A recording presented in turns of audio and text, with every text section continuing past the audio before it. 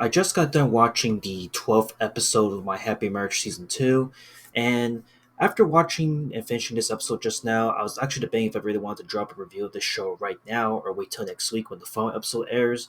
But the more I thought about it, the more I'm just like, you know what, I might as well drop my thoughts and feelings of the show right now and just get it over with because at this point, my thoughts and feelings of the show is set in stone.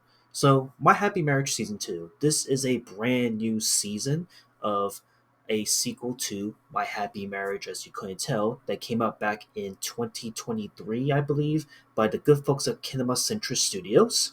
Which Kinema Citrus Studios, pretty big name, pretty iconic studio. Their number one claim to fame at the moment, or actually two main anime shows that they're super well known for, is the Made in Abyss anime series, which is by far one of the grueling, darkest, but also really good animated and really put together story of a show that's super dark and really out there. And another big show that Kim Citrus is known for is the first season of The Rise of the Shield Hero, which, believe it or not, was one of the main isekai animes that came out at the time that was super big, super popular, and despite what happened with season 2 and season 3 being butchered and not living up to everyone's standards, you can't deny that when The Rising Shield Hero first came out in 2019, this show was a bomb smash hit. And this really was the show that really put Kinema Citrus Studios on the map, in my opinion, mainstream wise.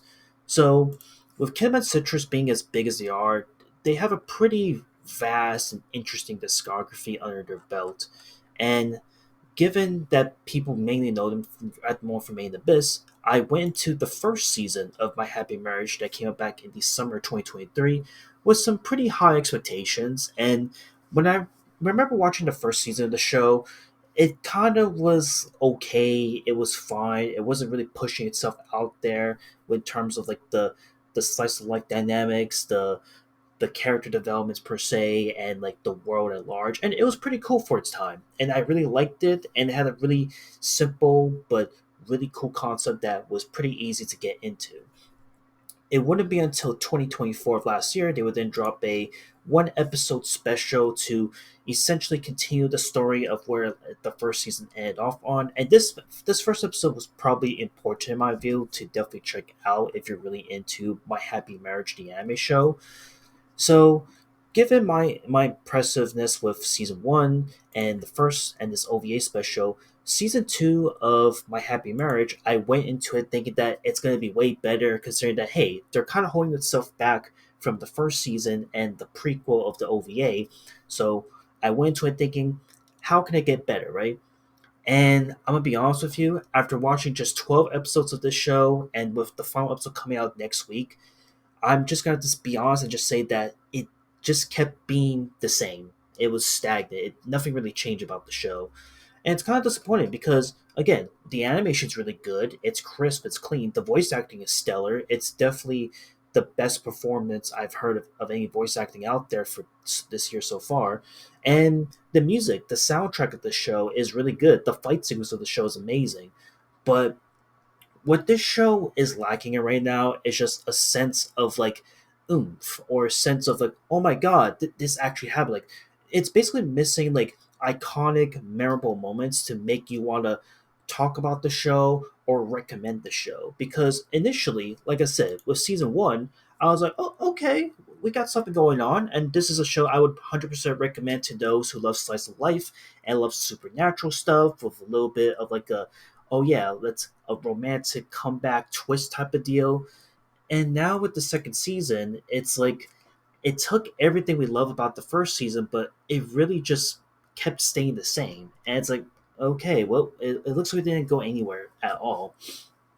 And it's interesting to think that I feel like I'm just going to make this comparison is that My Happy Marriage season two feels like a knockoff version of like Violet Evergarden or even like the Fruits Basket series, where it's it has all the ingredients for a slice of life, but it's not pushing itself. Whereas Fruits Baskets and Violet Evergarden are doing everything they can to make it super good, super unique, and really stand out from other slice of life animes that have come out before it, with a little bit of twist here and there. In the case of My Happy Marriage season two, and to an extent season one, I'm not seeing that with the show. And sure, you do have highlights of the show, and I do have characters that I do like about the show, like the main two characters being Mio and Kyoka, who are the main two characters of what you see here. But I feel like, for me personally, we got more of Mio Samori's backstory, how she became to be, the whole dream maiden powers that were to come to her and such. But I feel like it just wasn't good enough. And even though it was mainly explored in season one, in season two, it felt kind of absent. It felt like an afterthought because in the second season, we were now focused on Mio Samori's real parents, which was Naoshi Uzui, who is the main villain protagonist of the second season, and Sumi-chan, who is Mio's real mother. And for me personally, I really did like these two characters. They definitely stood out from the second season as a whole and really made it worthwhile to watch.